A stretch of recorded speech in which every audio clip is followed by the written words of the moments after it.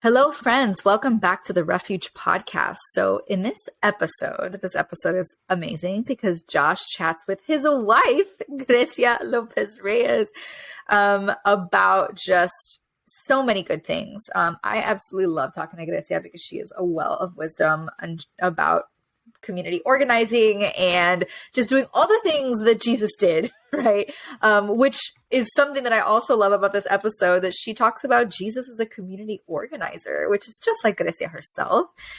She lets us in on some of the grave injustices happening to workers that we've never even thought of, and why we should care about them, or the least of these in general. I mean, there is so much happening in our world. And like I said, a lot of it we've never even heard of. And so I love that Grecia kind of shines a light into some of the dark places of our society, of capitalism, of so many of the dark places in our world that so many people are forgotten. So we'll get to hear a little bit of that.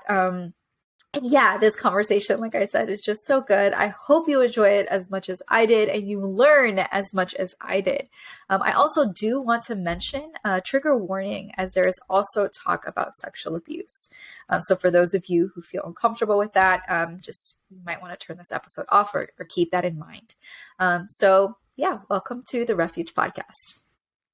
Welcome, friends, to another Refuge Pod. I am so excited today for our very special guest, who is my shiro, my partner, my colega, and many other things. Welcome, Grecia. Thank you. Thank you for having me. So obviously we're married and we're life partners and many other things, but I really mean those words, that you are a shiro. You're somebody who I look up to. And I'm so excited for you to get to share a little bit about your story on this platform. So can you tell us, for those of us who don't know who you are, a little bit more about you? Who is Grecia?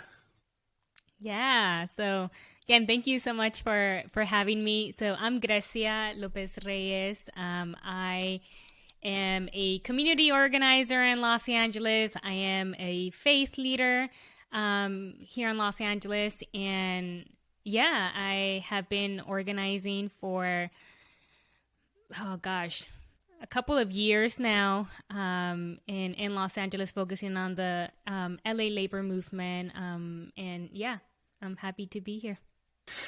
Yeah, thank you for the time. I know you're really busy, and we are obviously, again, roommates, but, it's not always the chance and the freedom just to get to do this. So appreciate you taking time out of your day to do this. And felicidades, congratulations, because this month in September 2021, you also just received a promotion.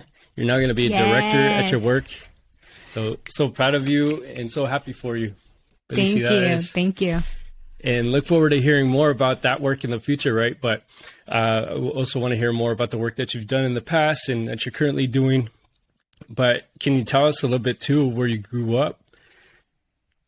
Yeah, so I was born in California, but I had the amazing opportunity of growing up in Guatemala with my grandmother and my two older sisters.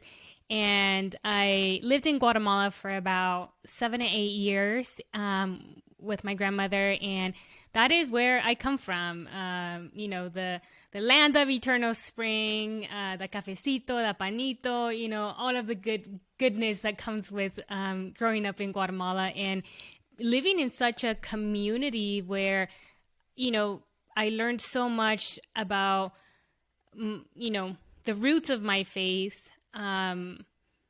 And learn so much from like hospitality and just like that simple life, and being surrounded by so many women. My household was surrounded by mujeres that were all my mothers. I didn't grow up the first 8 years of my life with my mother, and so I always had a lot of moms. All my tias were my moms, and I think that really framed my understanding of what it means to be a woman, what it means to be, in community, what it means to be family, and again, so rooted in faith.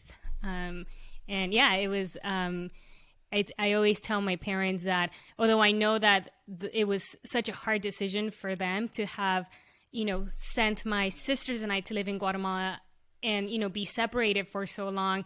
I think for me, it really was a special time to just have been in that community and have been living with somebody so special like my grandmother, who really has taught me, resilience and faith and compassion and service. And that is, I feel, where a lot of the roots of my story, the roots of my faith have really been centered. Yeah, thank you for sharing that. And I know you're just scratching the surface. And to echo, I've gotten a chance to meet her, your grandmother, and of course your other family as well. But it's such a beautiful, as being married, right, and partners, like it was such a beautiful opportunity to get to meet her over the past few years, and to see that connection, exactly what you're describing, of how she shaped your vocation and your life and your story. So a little bit more about that. You're talking about faith, and again, you're one of the people who I look up to and how you embody your faith and your spirituality. But can you share a little bit more about that background and what tradition you find yourself in? Yeah, that question is always really hard for me to answer, especially what tradition I find myself in.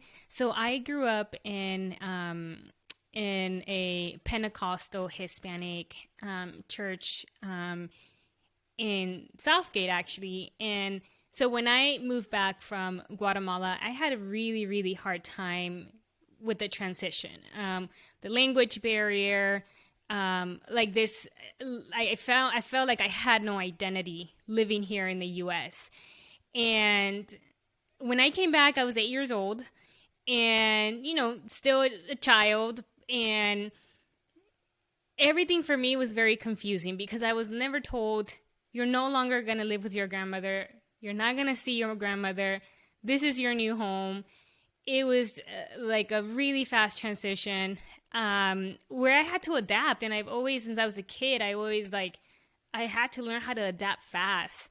And but the biggest struggle for me was that cultural barrier that I felt, the lack of identity, and the language barrier was really, really difficult for me. So when I came back from Guatemala, my dad was invited to a Hispanic church in Southgate, and my dad was not a Christian, and we went. I loved the Sunday school. All the kids spoke in Spanish. Everyone spoke in Spanish. And it was like a safe heaven for me. It was like home because it felt so familiar. The culture was so familiar.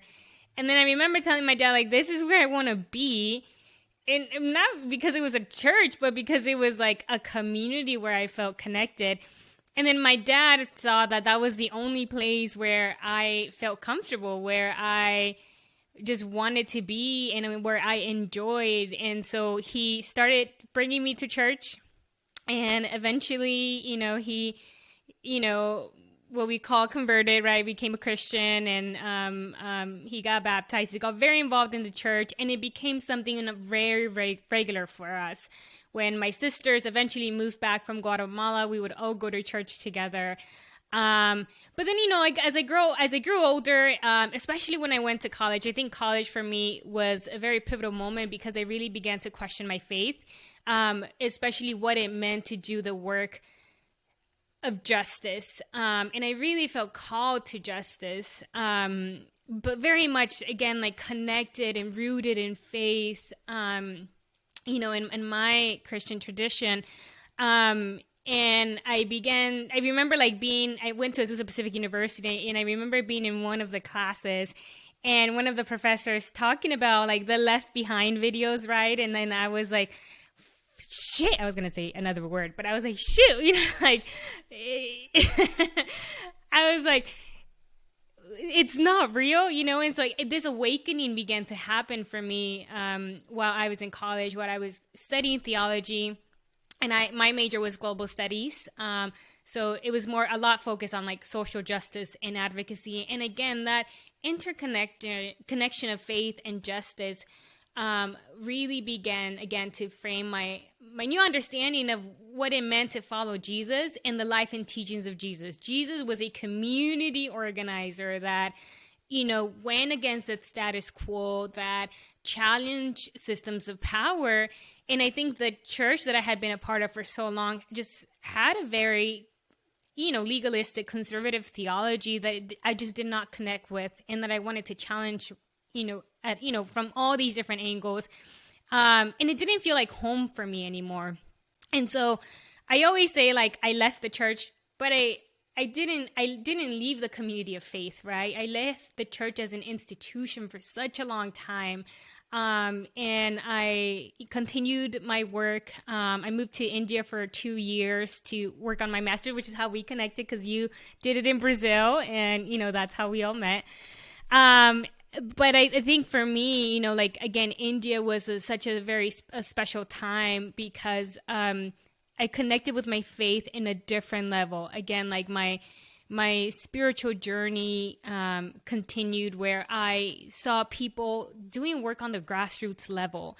And, again, following what God was calling them to do and doing it on the grassroots level, not in this like colonizer way, right? But like really rooted in justice. And when I moved back from India, I felt like I started to have this kind of sort of reconciliation with the church. I started working with an organization called CLU, Clergy and Laity United for Economic Justice, and that's how I started really getting involved in community organizing. I became a faith-led organizer with CLU, and CLU focuses on addressing issues of labor, and doing it from a faith-rooted perspective that is, led from, it's an interfaith organization. And so it was really powerful for me to see so many different people coming together, and standing up with workers who were facing an injustice in their workplace, whether it be hotel workers, port truck drivers, warehouse workers, really coming together, being called by their faith and challenging these systems of power.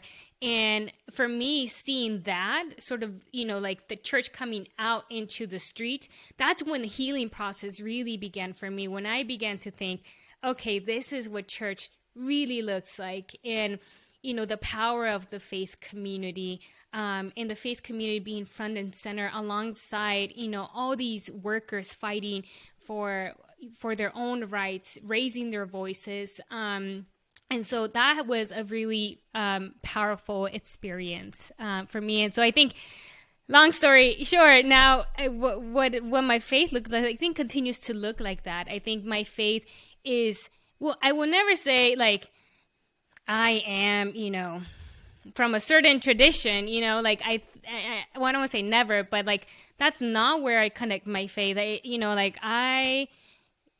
fall, like I am inspired by, the women in the Bible that, have challenged systems of power. I am inspired by the life and teachings of Jesus. And I think that it is very much rooted in the streets, and sanctuary is in the streets, and the pulpit is in the streets. And I think that is where I most feel connected to my own faith.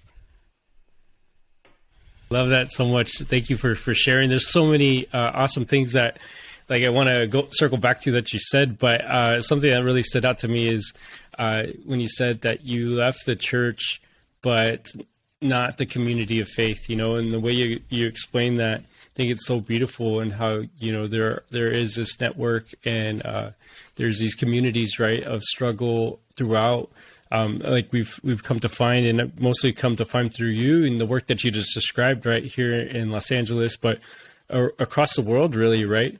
And, you mentioned that too, and going to India, and I'm curious if you could describe that. Why India? Like, why, you grew up in Guatemala, and you even, you didn't describe this, but I know you went back there during your college years, right, to do some studies. And what made you choose India? Yeah. So India, I think for me, so being, first gen, in my family, we never went anywhere. Like, my parents never traveled. I never traveled aside from going to Guatemala or like Central America, other parts of Central America with like the church, right? And I think for me, India was like this far place almost where I was like, I want to be challenged.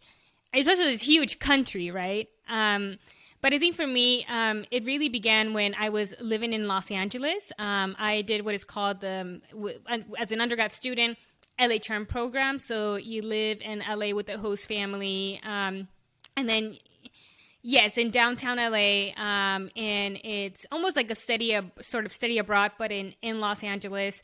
And, yeah, to go into like, the downtown and students are, we do classes around community organizing and immigration, and we're all immersed in the city, in downtown, living with different host families, learning.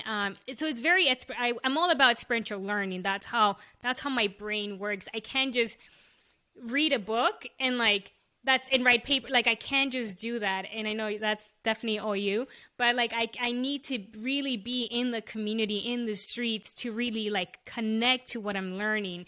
And so my host mom was, her name was Pravanti, and her name is Pravanti, and she is from India.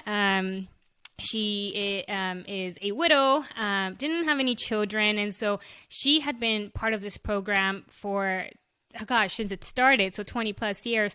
And she was my host mom. And I think that's where kind of like the inspiration of like, the learning from India through her stories. And I think through her really began to, and tasting the food, right? Really began to connect that like, okay, India could be a possibility.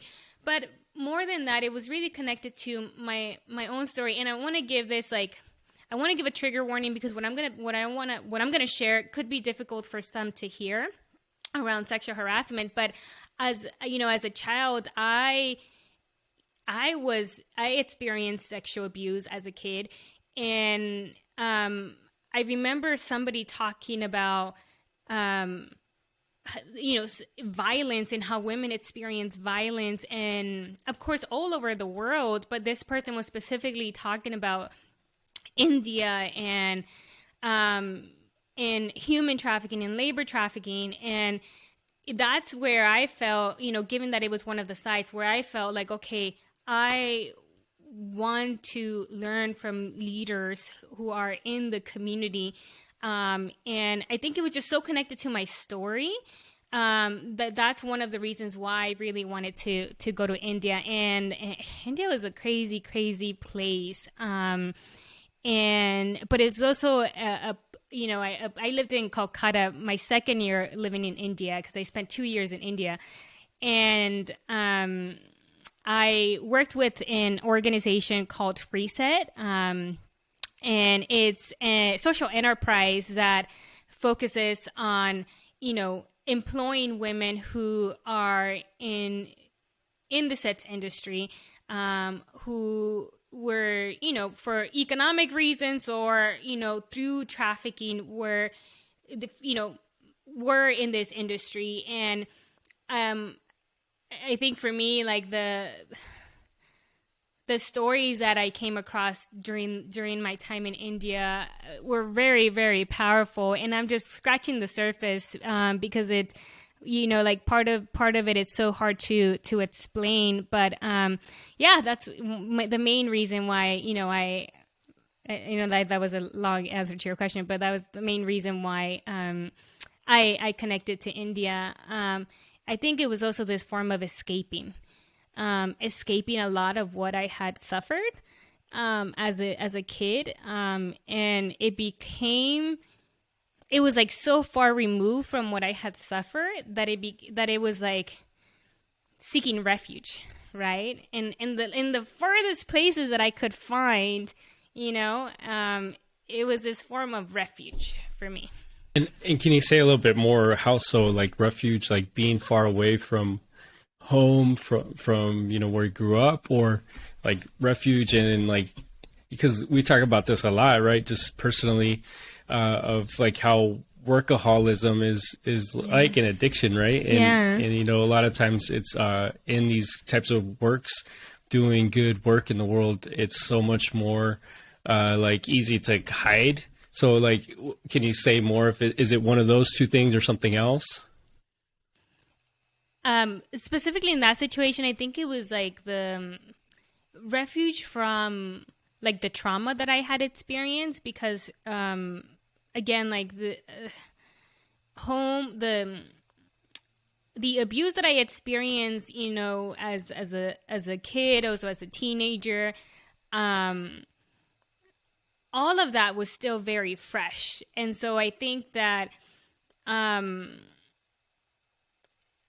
I think just finding a refuge from the trauma that I had experienced back home, like being home was very, very painful. But it was also this opportunity to it was like a place where nobody knew you, you know, like where I could learn, a place where I could learn so much, a place where, you know, I could be the person that I wanted to be without the baggage of what I had experienced at home. And so in that way, I think it was refuge. And I came across so many people that had similar stories, especially, you know, all the women that I work with, where, you know, like when I would learn about their stories, it was very similar in different ways, right? Through what I had experienced and the pain that I felt. And so I found an incredible community. And I think from you know, from the trauma that I had experienced back home, I think that stepping away from it and being so far away from it, and connecting to people that had experienced something similar, and sharing our stories and like being in that pain together, was very important for me in order to begin to heal, right? Healing is a very long process, but I think to begin to kind of heal that part of my own story. Makes sense. Thank you so much for being vulnerable and sharing this, you know, and you know, I'm hearing you say like just being away from this context, and you mentioned like where nobody knew you, you know, it sounds like it was almost liberating for you to grow into, you know, who you're becoming, right? Because we're talking about you being in your early 20s, and, you know, like you said, healing takes a long process. So does, you know, we just are always evolving as human beings. And, you know, that's a pivotal time for most of us in our early 20s. So, you know, that's when you and I also met, right? Like you mentioned, when you had just finished that time, and, you know, obviously, I'm so grateful that we did meet, and obviously, you know, ended up dating and then getting married. And I'm looking at your background. Right above you is actually a picture that you took when you came to visit me when I was in Brazil, doing the same program. You know, that really changed my life in a lot of ways. Like you mentioned that your time in India did, and yeah, it's such a gift to get to, you know, you mentioned experiential learning, and I agree. I think actually, yeah, I do like to read books, but I think the real learning is when we're actually embodying it, when we're in the community, especially when it comes to talking about social justice work, right? We can't just read statistics and, you know, do our social justice social media warriorship. You know, it really is like being out on the front lines. And again, I want to honor you and thank you for the work that you've done and you continue to do on the streets, and you know, and not only in the streets, but you know, the work that you're currently do is also in, you know, changing laws, right, and policy. And you know, it's so awesome to see, you know, just the evolutions in the different chapters of your life. And, you know, now jumping to the current work that you're involved in, you know, I think you embody the spirituality of Jesus and justice in so many ways. And a lot of people would say, oh, faith leader is like an ordained person, right? The clergy or something like that. And, you know, yeah, that's not something that you're currently doing. I'm curious if you want to share a little bit about that, because obviously I know the answer here, but would you ever consider doing something like that? And if so, why or why not? Yeah. So, I guess just to give some context, I'll share a little bit about my current work. So I work with a policy organization in Los Angeles called the LA Alliance for a New Economy, also known as LANE. And I am a senior community organizer at LANE, recently promoted to director for the Long Beach projects, where we focus a lot on leadership development and also civic engagement, which is really exciting work. And I'm so excited to and look forward to learning and engaging more in Long Beach. But with Lane, one of the main industries that I've been currently working with is the port trucking industry. And actually, back in 2015, when I started with Clue as a fellow, I started as a Clue fellow for the port campaign. And the port campaign is very special for me, and I connect to that campaign so much because of the workers. The port trucking industry is known to be, a very lucrative industry. Well, I think it's over 40% of all of our goods come through the ports of Los Angeles. So that's over 40% of all U.S. goods come through the port of Los Angeles. So that's huge. Port truck drivers are considered, independent contractors, which they are misclassified as independent contractors, meaning that trucking companies avoid all responsibility by putting on the cost of doing business on the backs of these drivers. So drivers have to pay for the lease, the gas, the insurance, all of that gets deducted from their paycheck. So after working 60 plus hours, right, they're going home with a small fraction of what they actually make. Some workers are going home with negative paychecks. It's a real injustice. And again, that's one of the really first experiences for me where I really began to see the community of faith so engaged, being a chaplain for these workers and their families. Whether it be, going to hearings with workers or joining them during strikes or in civil disobedience. And especially during this time of the pandemic, just in December alone, we lost 10 port drivers because of the lack of health and safety protections. Again, because companies are saying, we don't have to give you PPE, basic protective gear for you to keep yourself safe during this global pandemic, even though, everybody's talking about essential workers. These are frontline workers. And so this past year, I've seen... That's because the companies are saying that these drivers are not employees, right? They're their own employers, essentially. Independent contractors. Right. So they don't have to provide safety, PPE, anything like that. Exactly. But, we have won so many cases that prove that they are indeed employees of these companies. Misclassification, which is what we call it, is a scheme that these trucking companies use to get richer, right, at the expense of the working class. And that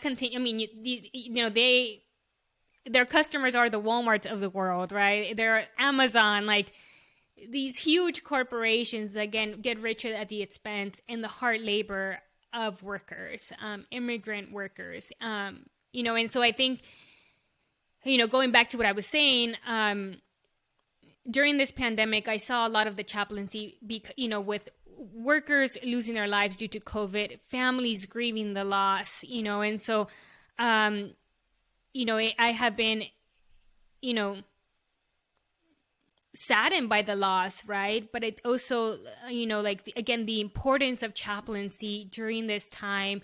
And so that's one of the reasons why, although I've mentioned it to you many times, like, I think chaplains, being a chaplain in the movement is something that I have been inspired by the faith leaders that I've connected, and also being a witness to what how workers in communities are so, connected to their own faith, right? and that appreciate in receiving that chaplaincy, in you know, a clergy or a faith leader accompanying them during the hardest moments, right? And as I was saying, especially during this pandemic. And so I hope that someday, you know, again, talking about the church as, you know, the institution, I was hoping to start the ordination process with the Methodist Church to become a deacon, and to continue my work as a chaplain eventually in the future. But because there's so much struggle with being ordained, and there's so many barriers, especially for BIPOC folks, right? In the church, you know, to get into, you know, these roles of leadership, I'm not sure if I'm going to be able to do it. I'm not sure if I'm going to be able to pursue that. But I also remind myself, and I tell you this all the time, I don't need the institution to ordain me to do the work. I am already doing the work, you know?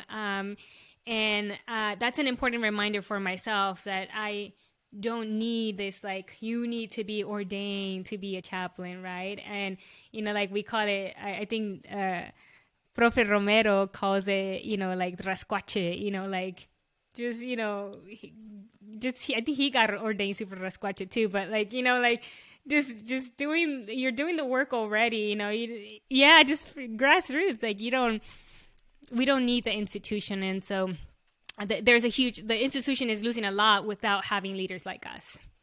Yeah.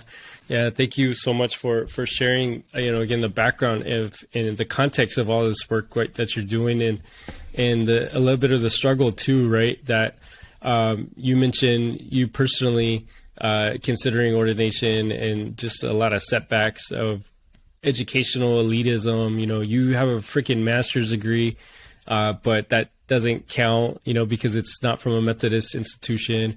And the same has happened for me. And I just want to also mention that because, one, like, you've been such a support and encouragement to help me to continue this, because, you know, I mentioned this already, like, you're somebody I've learned so much from and look up to in so many ways, and how you embody the faith that you take out to the streets and to the world, and really the activism that you do. And that's actually what's motivated me to pursue ordination too, right? Like exactly what you're talking about, movement chaplaincy. You know, just that's something that I had never seen before you got involved with that kind of work. Really, like I like seeing it, like, you know, the civil rights, and, you know, seeing leaders like MLK, right? Which we oftentimes disassociate him being a pastor. You know, he was a pastor, right? Like his doctorate was in theology. Like he was a faith leader at the core, and that's kind of what drove him. And not to mention the many other women of color and people who were involved, right? We highlight him because he was assassinated, and, you know, he was kind of the leading voice in that work. But that said, you know, to see it and like to get to meet these faith leaders through the work you've been involved in, and like it's been an inspiration. But to go back to the disencouragement, you know, of the institution, and the ways in which it is difficult for certain communities to get involved. You know, if you're not white, if you're not male, if you're not, you know, heterosexual, in a lot of ways. And but at the end of the day, you know, there have been so many ancestors, right? People that have come before us that didn't need that to do the work. And so thank you for continuing to persist despite the setbacks, and despite the disencouragement that, you know, we've received along the way. And also I want to thank you personally for your encouragement and you know, the way that you have patiently been such a loving partner while I'm going on this journey and while we're going on it together. So thank you so much. And yeah, it's fun doing this, and, you know, being on your podcast today. And you continue to inspire me as well. And yeah, I'm just so grateful. And, you know, I look forward to, you know, what we end up doing together more of, right? And yeah, and so thank you so much for the invitation. Thank you for the time. And, you know, it's like I mentioned earlier, you're really busy, and it's not, taken for granted your time here. But I do hope to have you back and for you to share more about the new work that you continue to do, in your director role in Long Beach. And, again, one last quick thing I want to touch on before we close here is, you mentioned the port truck drivers, right? And, for people who might think like this has nothing to do with spirituality, especially like Christian spirituality, I'm curious if you could share a little bit more. You and I've like tag teamed preaching before talking about this, and specifically talking about fishermen, right? Like how the fishermen were essentially marginalized workers, and how, it like we over spiritualize that, but there, it wasn't for nothing that those are the first people that Jesus called into this movement. Mm-hmm. And could you share a little bit more about how you see that as, embodying your spirituality and standing up in solidarity with, for example, port truck drivers? Yeah, I mean, it's so rooted in my faith, right? And again, like as you gave the example of like the fishermen, right?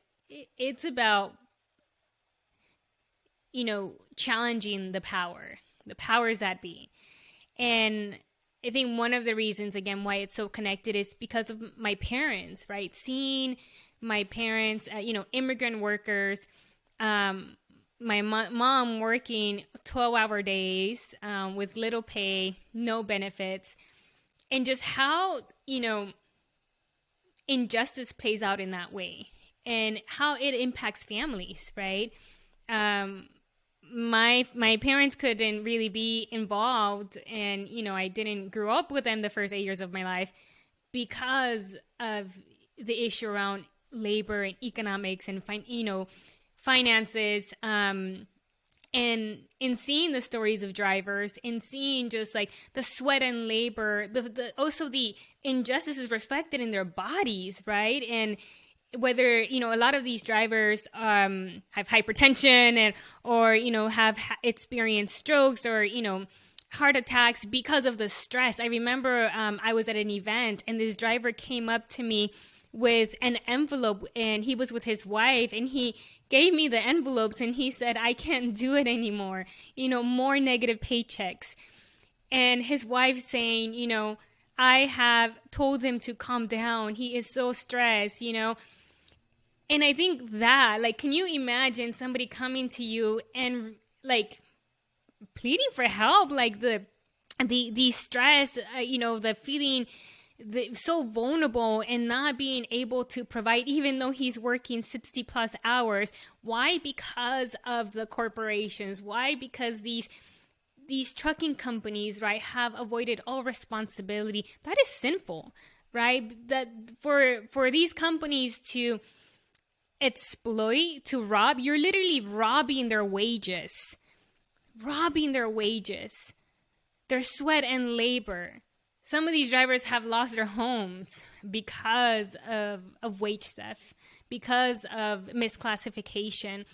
And I think that, again, it is our duty, it is our responsibility as faith leaders to challenge these systems of power, to challenge this injustice. If we're not doing it, then it's not about faith then. Like, if faith is not calling you to address this, if your faith is not telling you this is an injustice, you got to take action, you got to stand up, then you're not a faith leader. You have to really think about it. And so I think for me, it's not one without the other. If we really look at the stories in the Bible, if we really look at the life and teachings of Jesus, we really like dig and read, and it is like reliving those stories, right, time and time again through, and then the different generations pass on the baton, and then you keep fighting, right? And I think that is the responsibility that we have as people of faith. That's la lucha, right? It's la lucha, and the struggle continues. Yes. Thank you. Thank you. Well, just wrapping up here, what are your dreams for the future? Yeah, that's a big question. What are my dreams for the future? I don't think I have big dream. Like, I don't know. I think is, to continue seeing the work being done, in the communities. It's perhaps not a big dream, but it's a hope, right? It's a hope that the work continues and that we can continue to educate, to organize, to inspire people to really understand what is happening, and to really join efforts of social justice, to challenge themselves through their own faith, or wherever you come from, right? Even if you're not, like, if you don't consider yourself a person of faith, like, just, to really challenge yourself by what by what you're seeing, and you stand on the right of justice. It's a long haul, and in the port trucking campaign, it's been around for over 15 years.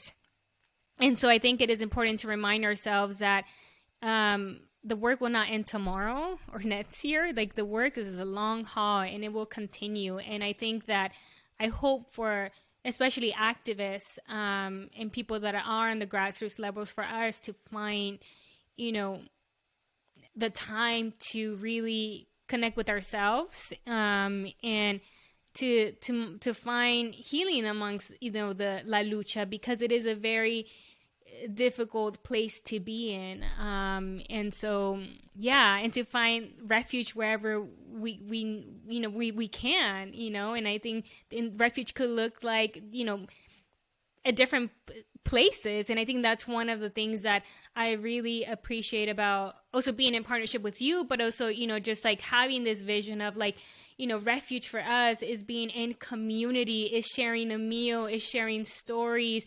And that for me comes a long way in those moments of uncertainty, in those moments of struggle, right? That at the end of the day, we only have comunidad, right? And also comida, because it's my favorite thing in the world. And, it's something that we're starting now, just inviting people to our home, and connecting through stories and connecting through a good meal.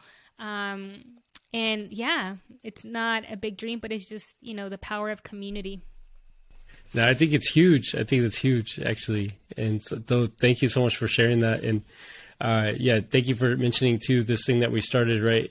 Community y comida, and basically inviting folks over, friends that just to be, right? Because there's so many ways, and even church and faith communities, don't allow us sometimes to just be ourselves, to let our guards down, especially because a lot of those places have the baggage that we were talking about earlier, right?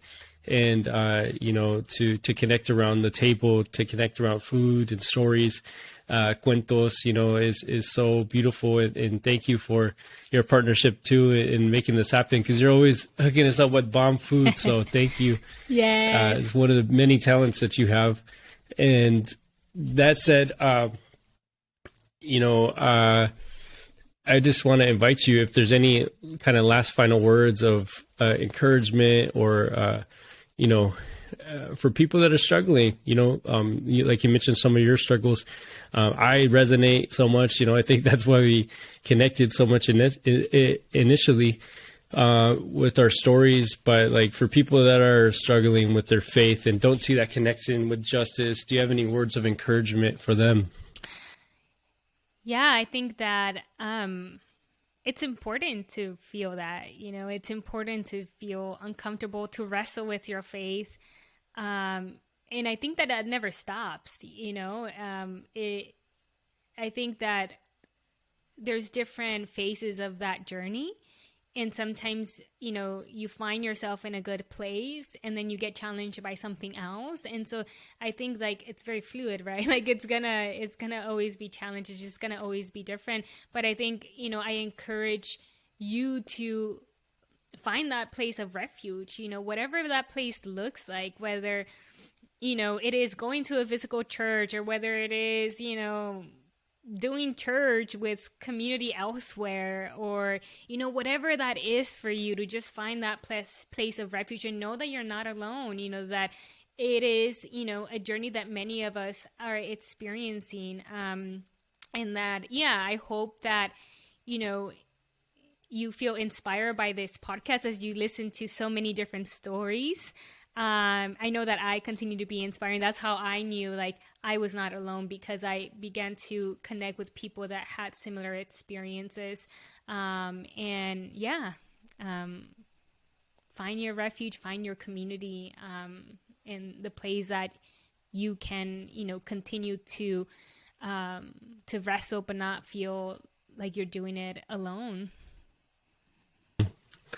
Thank you so much. That's so beautifully put, and exactly why Kat and I started this podcast, to connect with folk, to let them know, to remind them, right, that they're not alone, that we're in this together, even though like we feel disconnected. You know, thank God for technology. Thank Creator for the ways in which we can connect, even despite the physical distance, and especially during these times. And so thank you for that beautiful kind of closing here. So as we do close out, just some quick hitters as we just want to go through the rapid fire questions here. If you could choose 5 dinner guests, speaking of comida, dead or, you know, who have passed on to the great cloud of witnesses, or alive, who would they be? Oh, goodness. I should have thought about that question. 5 guests is a lot of guests. Definitely. It doesn't have to be 5, but yeah, no more than 5. I gotta say, I really miss my grandmother, and she's so far away in Guatemala, and she can't travel to the U.S. So I would definitely put my grandmother. And I mean, I just also miss her cooking. Mama Lydia, who I know you'll be having as a guest speaker soon. I just can't imagine their interactions. Prabanti, my host mom, who would always ask me, who raised you? Not in a bad way, but, you know, she really wanted to, I don't know, she really connected to me. So she's like, who raised you? And like, I would love to introduce her to the person who raised to me, my grandmother. And I'll leave it at that, because I think there's so much that I've learned from my elders, and there's so much wisdom that I think it's so important. But also the funny moments, right? The quirky moments of being with elders and in the table, from completely different backgrounds. And so that would be ideal for me. That would be an amazing dinner or meal together. Speaking of Abuelita Faith, shout out to Kat's book, right? Yes. Like, that totally reminds me of that, the abuelitas, you know, having that wisdom and just yes, all the chisme and all the freaking amazing stories. Yes. Yeah. Love it. I can imagine it right now. And so you don't have to answer this question, but just we're asking people if they could recommend one person to be on the podcast, who would it be? I would actually say Nina Fernando. Nina Fernando was actually also the person that taught me about organizing. She's a former Faith Rooted Clue organizer, but has done also a lot of interfaith work in DC. And so I love Nina. She's also an awesome artist, and I think so many people would love to hear what she has to say. Thank you so much for that. That would be awesome to get Nina on here. Thank you. So how would you define refuge? Refuge.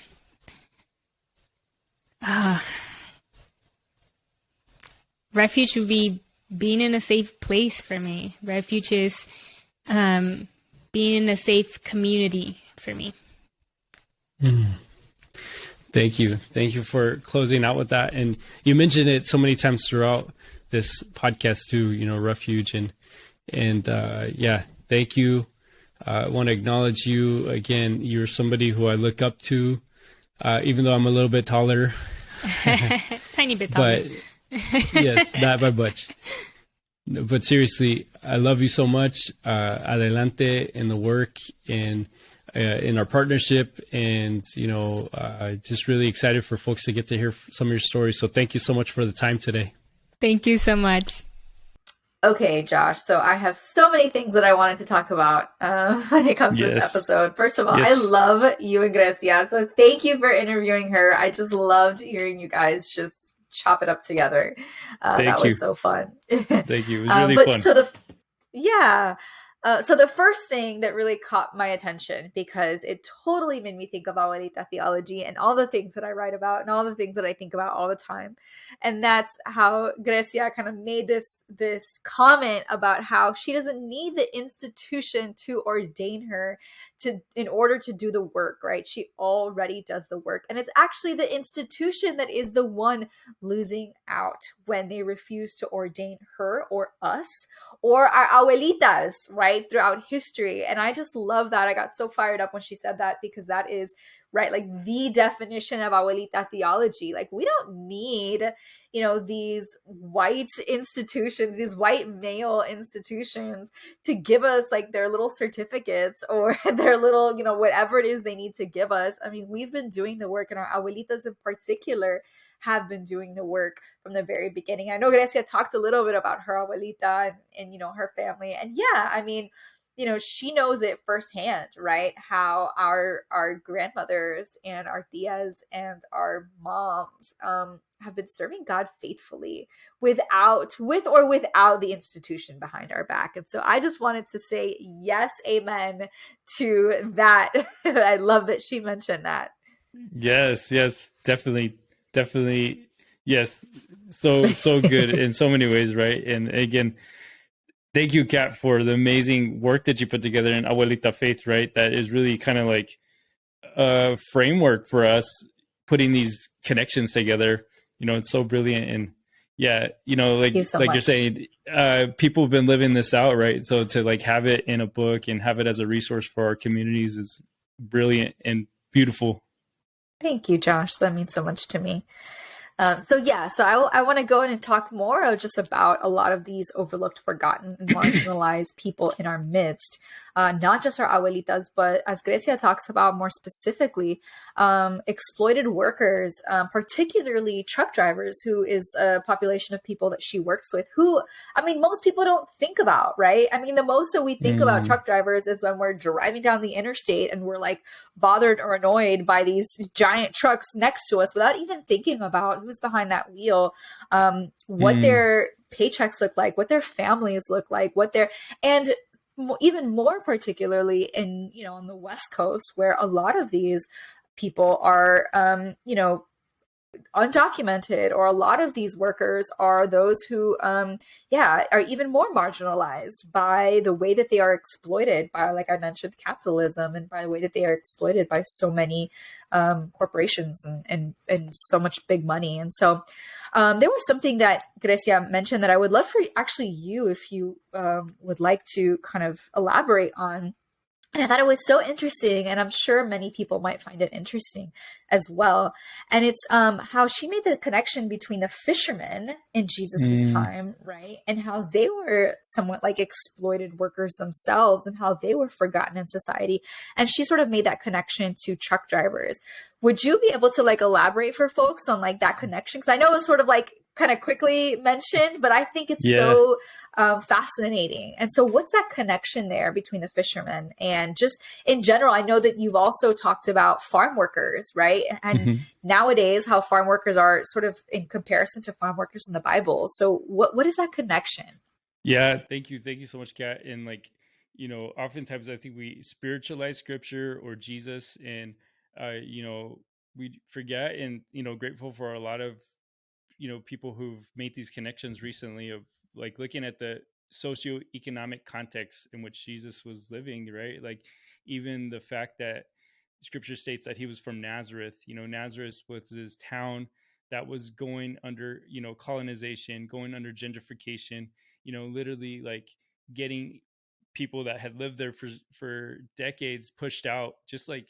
And that's why I think like you remind us so often, in your work, Kat, like scripture is so meaningful, right? And when we really like look at the roots of it, it like is this stuff is happening today still, right? So when it comes to marginalized workers, you know, a lot of people think Mark's gospel was the first one, right? So interesting, in like in the very beginning, Jesus goes out and starts building this movement. He starts organizing his group of disciples, and the first people that he goes out to are fishermen. And it's not ironic, I think, that these were also people who once could kind of uh, make a living off of fishing, right?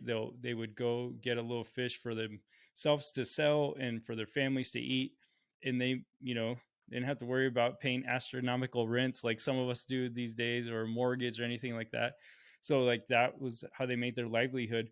But because of the Roman Empire and the geopolitical kind of occupation of Palestine, there was all these taxes put upon fishermen that actually what made it harder and harder for people to not only like sell enough fish, but to have enough fish for themselves to eat. And the same thing was happening like with farm workers, same thing was happening with so many people in that context, that it again, if we like just spiritualize the gospel and Jesus's story, we failed to see, I think, the liberation that he was working towards, right? And calling these people to the movement, to that phrase, follow me, I'll make you fishers of men, which is very patriarchal, right? But like that phrase could be translated today as like, follow me and we're going to transform the world. Follow me and we're going to turn the world upside down, right? Because they knew that in aligning themselves with this like revolutionary person, they were actually really not only like just joining this cool club, right, but they were actually aligning themselves and confronting those political and economic one percenters that were basically exploiting them.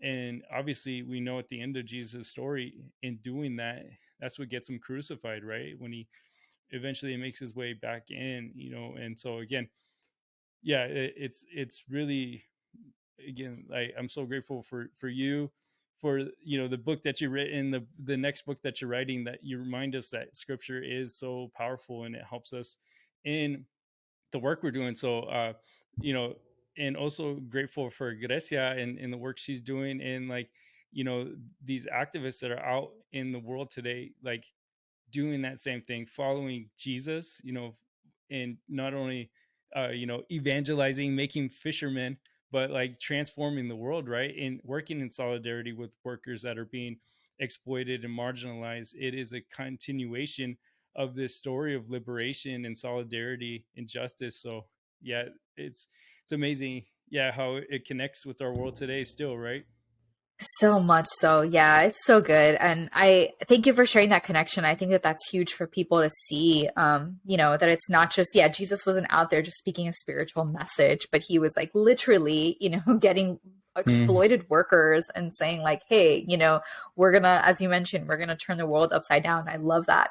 I think that even has to do with like that story when there's like the coin in the fish's mouth. And I mean, there's so many connections to, yeah, like what was going on, in like specifically like economically and so geopolitically and socially, we have to really see these connections and yeah, see these connections to what's happening now, how people are being exploited economically and how people are being treated, as Grecia mentioned, these negative paychecks, and I love that she calls us, like she challenges us and she's like, we have to see this sin and this injustice in this. Like, this is not okay, right? Yeah. It is not okay that people are working themselves to a bone and receiving negative paychecks, and we can't call ourselves, as she mentions, like she sort of calls us out and she's like, we can't call ourselves faith leaders and not care about this, right? And I think that it's important, the more that we know, the more that we, the more that we can spread this knowledge. And it might not be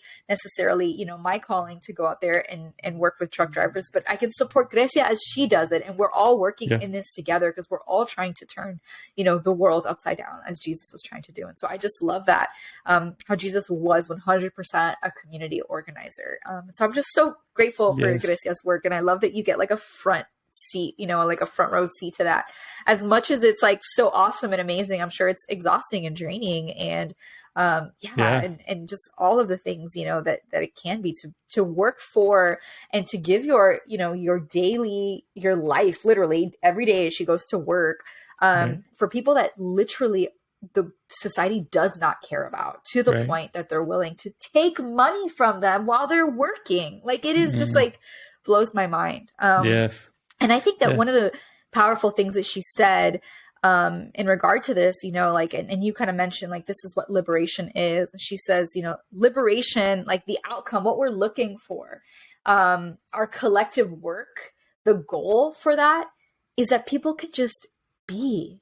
Like, people don't have to work themselves to the bone to get, again, negative paychecks or paychecks that doesn't even pay the rent, but that we can just all be and flourish, and flourishing doesn't even have to be complicated, or like, just flourishing, like just being able to rest with your family and eat and just exist and be and enjoy your life. Right.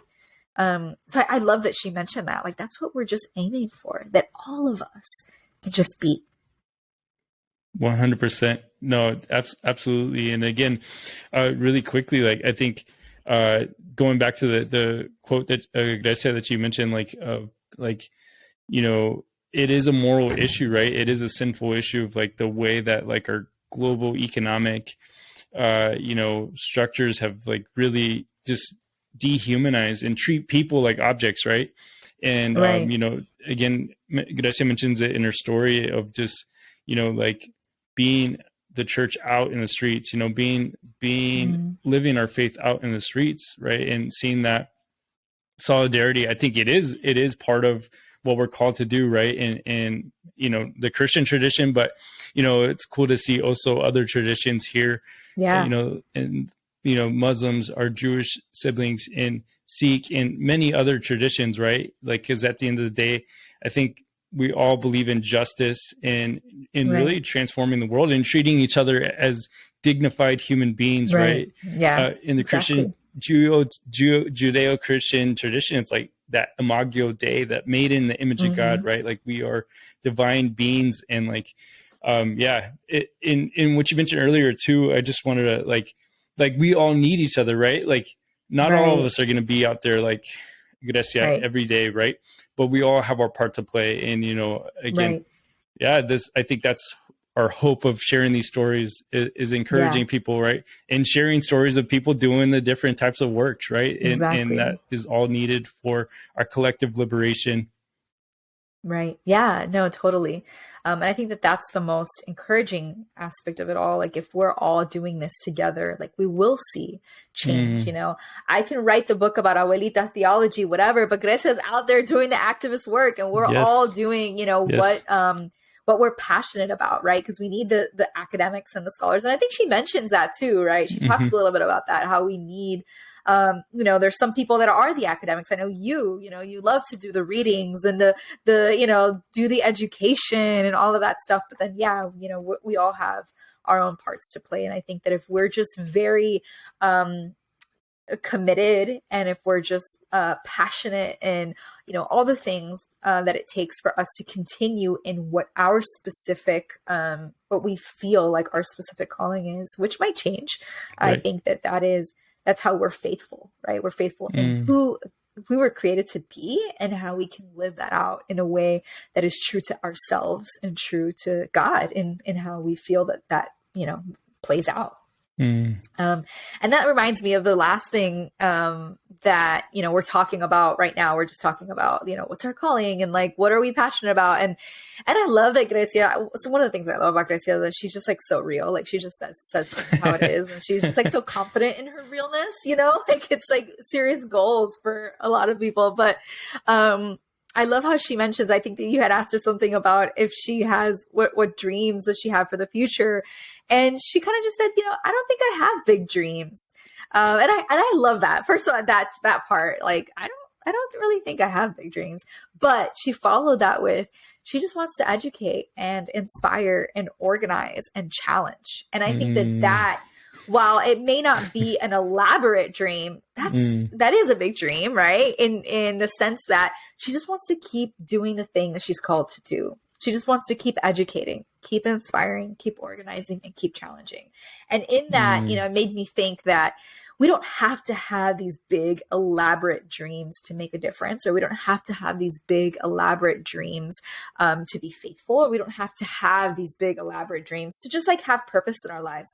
We can have a lot of really small ones that seem insignificant, but that have so much power and so much, just so much to them, right? Like there's so much power in inspiring, and there's so much power in educating, and there's so much power in organizing, and there's so much power in challenging folks to think different and see different and notice the unnoticed or forgotten people. And so I love that. And so I just kind of wanted to end with that, like maybe you have big dreams, but maybe you have a lot of really small ones. And I think that we need the big elaborate dreams, and we need the faithful, small, consistent, powerful dreams. And so thank you, Grecia. I know she's not here right now, but thank you for that just nugget of wisdom. And yes, and thank you all for joining us for this episode of the Refuge Podcast. And we'll catch you next time. Peace.